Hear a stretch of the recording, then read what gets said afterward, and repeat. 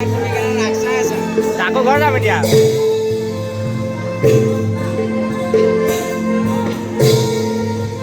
ঘৰ যাবা অঁ বাইক লৈ আহিছা অঁ